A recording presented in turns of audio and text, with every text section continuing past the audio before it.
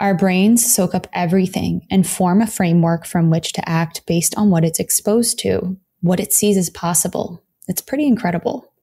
Yet many people move through life on autopilot, essentially repeating the same day over and over, based on wanting to feel emotions from experiences in the past. It's predictable and known. Then as those habits and actions repeat over and over in a predictable way, soon they've created a program that underlies everything they do, leaving little to no room for new experiences. My name is Francesca Phillips, and you're listening to the Good Space Podcast, a show where we help you find peace and power in work, relationships, and intuition.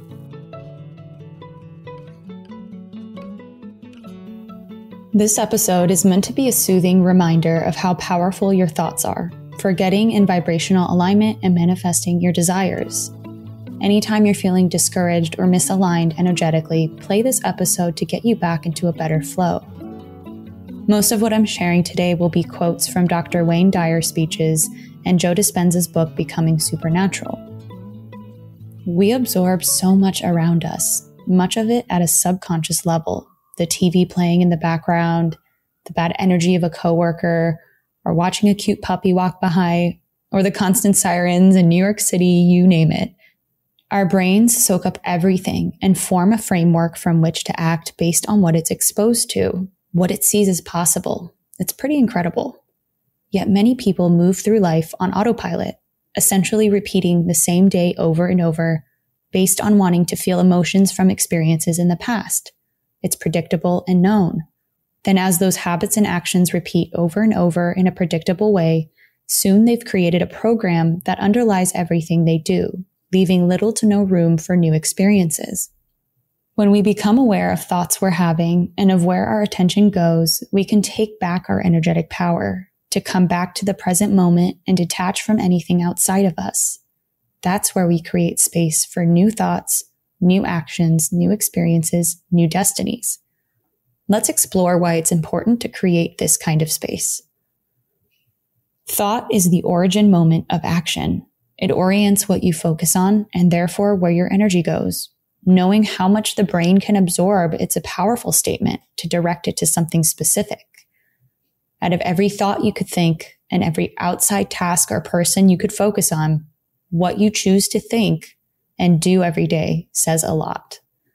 Dr. Dyer says, you have to act on what you think about. You can't act on anything else. The ancestor to every action is a thought. So if your mind is on what you don't like, then what you don't like has to expand for you. Your brain is doing its job, finding the most efficient ways to function and following the lead of your thoughts, looking to its current environment and past experiences to know the best course of action, relying on predictability to keep you safe, then eventually hardwiring thought patterns, thinking the same thoughts over and over. Joe Dispenza says, when you fire and wire the same circuits in your brain over and over again because you keep thinking the same thoughts, you are hardwiring your brain into the same patterns. As a result, your brain becomes an artifact of your past thinking, and in time it becomes easier to automatically think in the same ways. End quote. As you're thinking automatically, when something new or unknown happens that disrupts the predictability of your day, you tend to feel annoyed. Maybe you feel it's inconvenient or bothersome. That's because you've slipped into a predictable life that doesn't allow room for the unknown. After learning this, I observed how much of my own life is more of the same because of thoughts I think over and over. So let's travel a little deeper into why it's difficult for the body to make way for new experiences. We're going to talk about the body versus the mind. As your body gets addicted to experiencing certain emotions, your body will look for ways to always feel it. Guilt, shame, anger, etc. When you can't get beyond your emotions, that's when every day becomes a repeat of the past over and over again, where you won't have the energetic capacity to see beyond it and create a different life for yourself.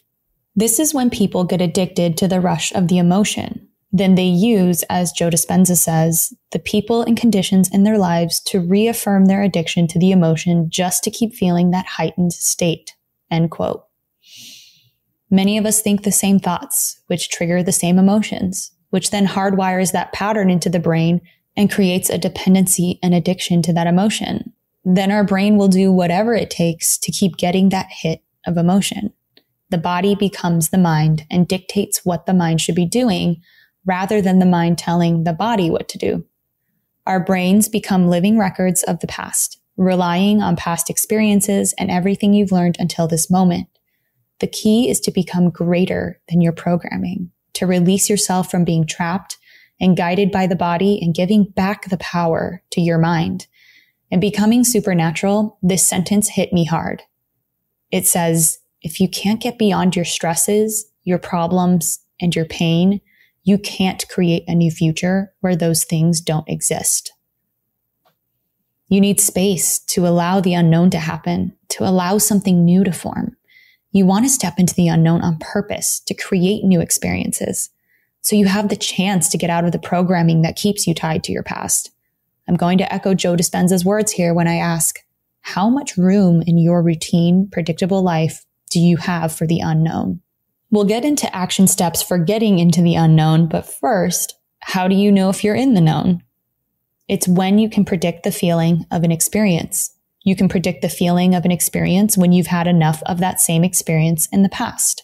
On the flip side, most people who can't predict how an experience will feel often avoid engaging in it.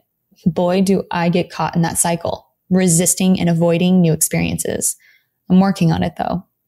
Earlier, I mentioned that where you place your attention, that's where your energy goes. When you put that attention on familiar feelings, memories, or tasks, you're placing your energy on the past.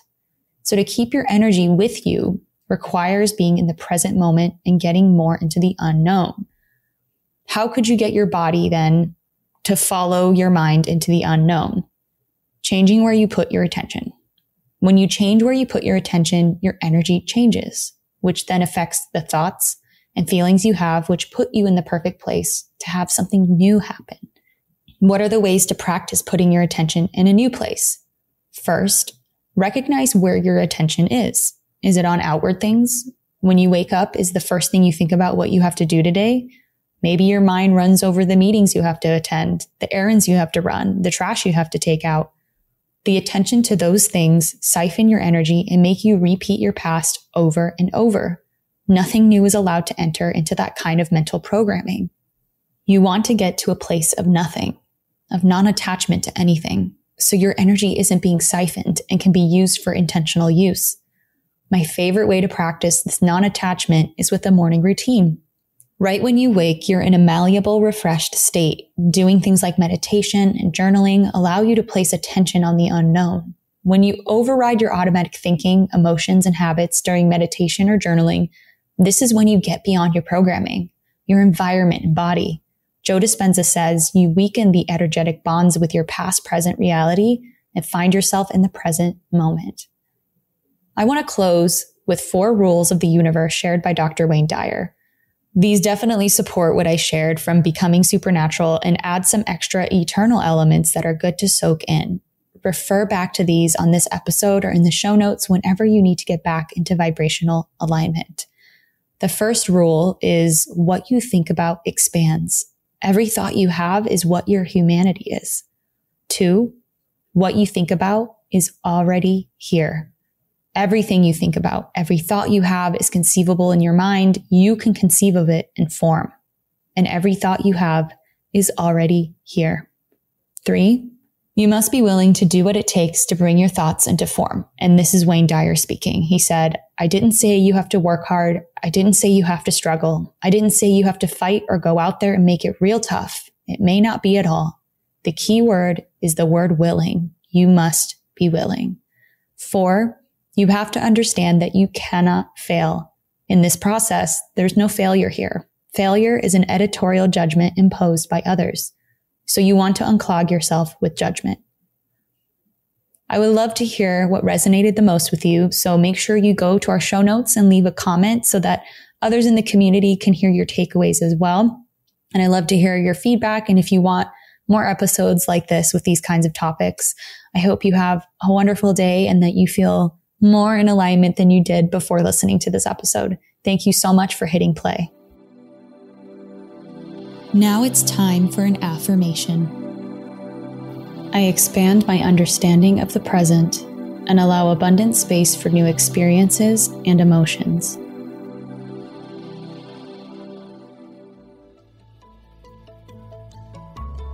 If you found today's tips inspiring or thought-provoking, share it right now on social media and make sure to tag me at Francesca A. Phillips or at Find Your Good Space, and also weigh in the comment section at findyourgoodspace.com.